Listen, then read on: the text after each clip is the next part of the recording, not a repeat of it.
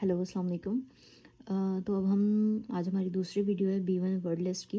ठीक है, इस वीडियो में हम जो है वो कोशिश करेंगे कि B1 की मज़ीद वोकेबलरीज़ को कवर करें। अब हम शुरू करते हैं। लास्ट वीडियो में हमने बात की थी आप कैसे यूज़ कर सकते हैं।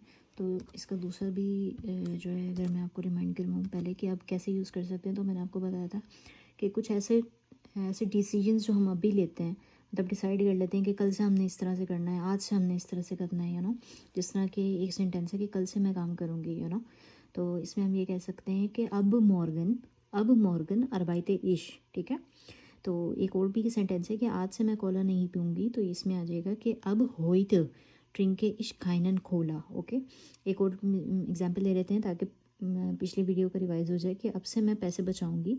तो ये हो जाएगा कि अब यस spare ich Geld। Okay, so अच्छा, एक ये तो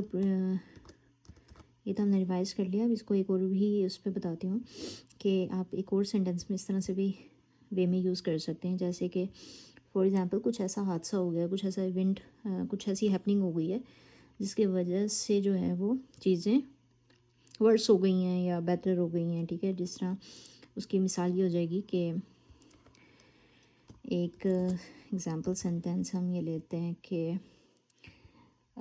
हादसे के बाद से मैं बेहतर महसूस कर रही हूँ। ठीक है, हादसे के बाद से मैं बेहतर महसूस कर रही हूँ, तो ये आ जाएगा कि आपको पता है हादसे को क्या कहते हैं। हादसे को कहते हैं दिया उनफाल। ठीक है, तो ये कहते हैं कि, और डाटिव का है तो देम हो जाएगा, तो ये कहेंगे अब यूज़ करेंगे हम, तो बोलेंगे अब देम उनफाल फूले इश मिश बैसर। ठीक है, हादसे के बाद से मैं बेहतर महसूस कर रही हूँ। और इसी तरह दूसरे जुमला बना देंगे कि हादसे के बाद से वो बेहतर महसूस कर रही है, तो ये लगा देंगे कि अब दे मुनफाल फूल्त जी जिश बैसर। ओके, तो अब ये हो सकता है कि हादसे के बाद से वो मुझसे बात नहीं कर रही है, तो ये आ जाएगा कि अब दे मुनफाल स्प्रिश्त जी मिया जी निश्मित मिया, ये हो जाएगा। ठीक है, और अगर हम ये एग्जांपल बना सकते हैं कि तब से हम बात नहीं करते, तब से, तो जाइट देम होता है। ठीक है, जाइट देम, तो हम यूज़ कर सकते हैं कि जाइट देम स्प्रिश्ट वी आर निश, मतलब तब से हम बात नहीं कर रहे हैं। ठीक है, अच्छा जी, अब इसका सेकंड वर्ड आ जाता है वेट या अब सेकंड वर्ड आ जाता है अब बीगन। ठीक है, हाँ, अभी हम फर्स्ट फॉर्म और थर्ड फॉर्म पे ही चलेंगे। ठीक है, ताकि हमारी चूँकि फर्स्ट फॉर्म ज़्यादा यूज़ होती है और थर्ड फॉर्म ज़्यादा यूज़ होती है कम्युनिकेशंस में और राइटिंग वगैरह में, तो वर्ड हमारे पास है अब बीगन और अब कबूगन। Remember it, don't forget it कि ये इसके साथ यूज़ होगा। ठीक है, हद के साथ या हाबन के साथ यूज़ नहीं होगा, ये जाइन वाला है। ठीक है, तो अब बीगन का मतलब ये होता है कि टर्न लेना, राइट या लेफ़्ट। ठीक है, टर्न लेना होता है बेसिकली।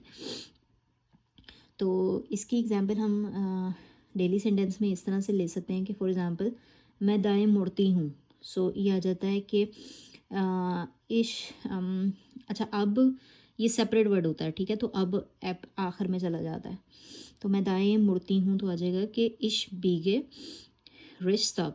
ठीक है, इश बीगे रिश्त अब, और अगर मैं बाएं मुड़ती हूँ तो आ जाएगा इश बीगे लिंक्स अप। ओके, तो अब एक और सेंटेंस अगर इसका लेते हैं कि गाड़ी अचानक मुड़ गई थी। ठीक है, गाड़ी अचानक, अच्छा, अगर मैं ये बोलूँ कि मैं दाएं मुड़ गई थी, तो मैं ये कह सकती हूँ कि दाएं मुड़ गई थी, तो ये मैं ये कहूँगी कि इशाब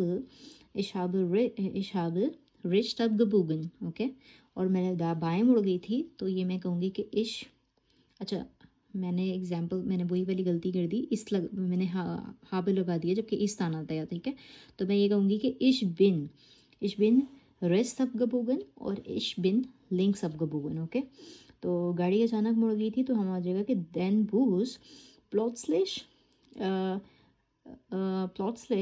अब गबूगन। ओके, देन बूज प्लॉट स्लेश अब गबूगन, और मैं गलत मुड़ गई थी, तो ये आ जाएगा कि मैं गलत मुड़ गई थी, तो इश बिन के साथ आएगा। ठीक है, इश बिन फाल्स abgebogen। तो ठीक है, ये मैंने आपको बता दिया कि कैसे यूज़ कर सकते हैं हम डेली कम्युनिकेशन में। अब इसको भी यूज़ कर लेते हैं, चलें। वर्ड है दी अब बिल्डुंग, ठीक है। दी अब बिल्डुंग का मतलब होता है पिक्चर या तस्वीर को जिसे कहते हैं, ठीक है, सॉरी। और इसको अगर हम प्लूरल में बनाएंगे तो अब बिल्डुंगन होता है, ठीक है, दी अब बिल्डुंगन। तो इसका जो है वो प्रैक्टिस सेंटेंस ये हो सकता है कि हम इसको डेली कन्वर्सेशन में कैसे यूज़ कर सकते हैं कि ये तस्वीर बहुत साफ़ है। तो ये आ सकता है कि दी अब बिल्डिंग इज़ जिया क्ला, ओके, दी अब बिल्डिंग इज़ जिया क्ला, ठीक है। और मैं तस्वीर देख रही हूँ, तो ये आ जाएगा कि इस जिहे दी अब बिल्डिंग, ओके। बराहे कर हम ऊपर वाली तस्वीर देखें तो इसको भी आ सकता है कि बिटे जिहन जी दी अब बिल्डिंग ऊबन, ओके। मैंने तस्वीर देखी थी, अगर हम इसको जो है वो परफेक्ट में पास्ट में बनाएं तो यह आ जाएगा कि इशाबिदी अब बिल्डुंग गजीहन, ओके। और तस्वीर साफ़ नहीं थी तो इसको ये कह सकते हैं कि द अब बिल्डुंग वॉर डॉट्सलिश, ठीक है, द अब बिल्डुंग वॉर निस्ट डॉट्सलिश।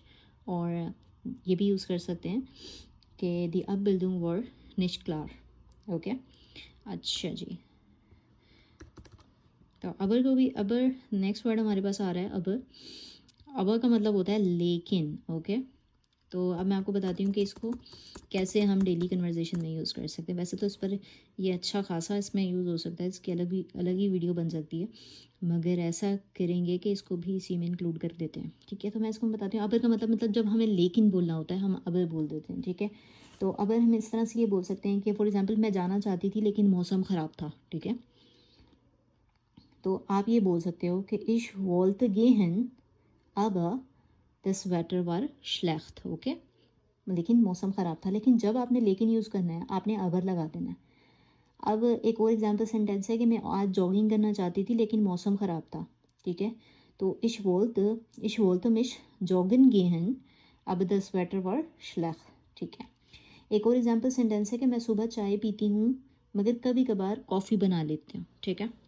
मैं सुबह चाय पीती हूँ मगर कभी कभार कॉफ़ी बना लेती हूँ। तो ये सबसे पहले आपने करना क्या है कि छोटे छोटे सेंटेंस बनाने की कोशिश करना है, क्योंकि लेकिन जब हम अबर लगाते हैं तो आगे का जो वर्ब हम मतलब सेंटेंस बनाते हैं उसमें कोई भी चेंजेस नहीं होती, सेम आ जाती है जैसे पहला सेंटेंस बनता है। अब इसमें मैं सुबह चाय पीती हूँ, तो इसमें आ जाएगा कि इस ड्रिंक के मॉर्गन स्टे अब कभी कभार मंचमाल माखे इश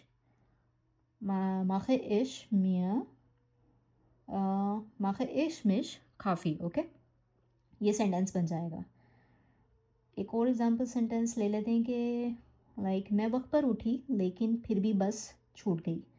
तो ये आ जाएगा कि ich habe pünktlich abgestanden aber den Bus hat verpasst, ठीक है।